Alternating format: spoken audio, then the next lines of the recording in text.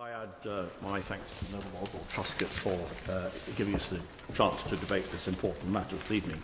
I would like to focus on a particular small aspect of the shale gas revolution. That is the proposal to create a shale wealth fund. I had some modest, very modest role in its creation, and I would like my noble friend to update us on progress as far as this is concerned tonight. The progress, it seems to me, has been disappointingly slow, like so much aspects of the shale gas revolution. And I think it's important because I think its successful creation would be a useful way of bringing uncommitted public opinion on side to support the wider development of shale gas development. It would be an example of effective public engagement, to quote the Noble Lord Mayor's words. Now, my reasons for my interest in this are as follows. I see our natural resources, our energy resources, coming from two main blocks, those that are infinite and those that are finite. Infinite, obviously, are the energy that flows from the sun and from the wind and from the waves and the flow of the rivers and so on. The finite resources are, of course, coal, my noble friend Viscount Ridley, which for a time made this country the workshop of the world. And in 1970, of course, we received this gift from nature of North Sea oil. It was assumed that the oil would by this time have run out, but at some point it will run out. We have been able to extract more than we thought because of technology, but it will eventually run out. Now, successive governments and the country as a whole has benefited from this oil. Estimates of the revenue flows are around £400 billion. But every penny of that revenue has been spent, every penny. The debate on whether it's been spent well or foolishly would occupy your Lordship's house for many a long day. But that is not a point for this evening. But spent it has been. Across the North Sea, Norway took a different approach, and after a very strenuous debate, decided that it would be worthwhile creating a sovereign wealth fund. Norway is a much smaller population, has conventionally much more gas, so I'm not pushing the metrics too far, but in 25 short years, Norway has created a sovereign wealth fund which last June was valued at $850 billion, about £680 billion. Now, as I say, in this country we took a different approach, different decision, and every penny that we receive now and in the future will be spent until the oil finally runs out. Now we have another potential gift from nature with natural gas extracted by this fracking process. And I believe that we should be doing something to follow the Norwegian example, avoid the mistakes we've made in the past, and put aside some portion of this for the future. I accept that one problem at this stage is that we do not know what funds will flow, if indeed, if any funds will flow, from shale gas. But I'm sure that if we have failed to establish some structure before the funds start to flow, the chances of our doing so afterwards are vanishingly small.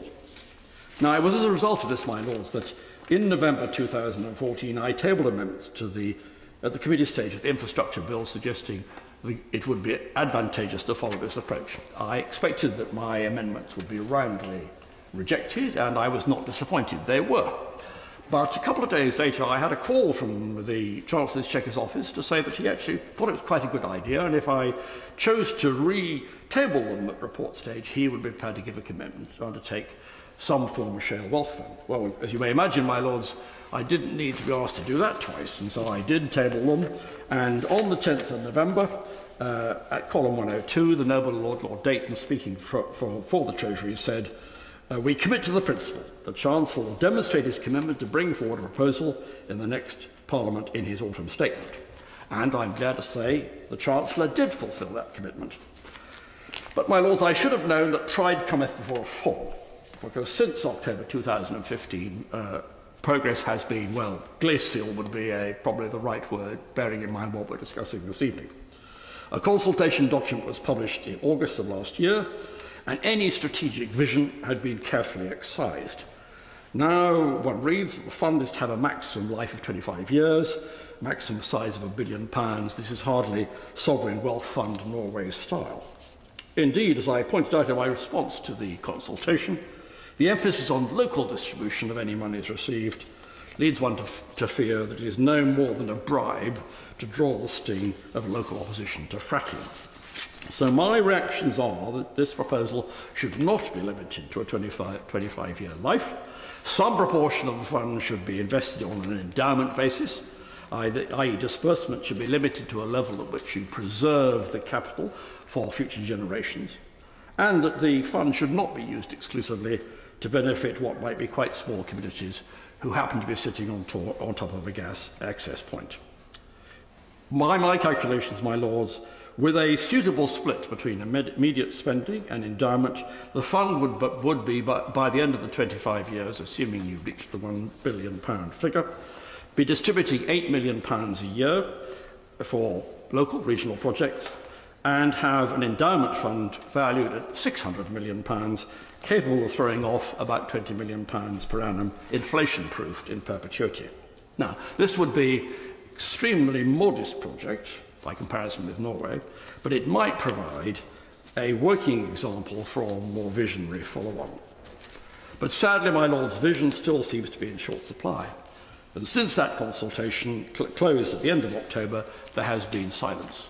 And in a reply to a parliamentary question I put down earlier in February, my noble friend Baroness Rolfe said, a government response to the consultation will be published shortly, which smells to me, or sounds to me, the long grass is beckoning.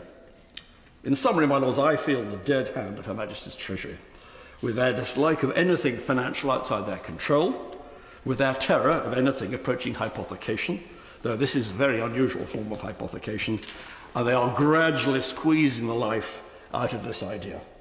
And perhaps, when he comes to wind up, my noble friend the Minister could confirm or deny my worst fears.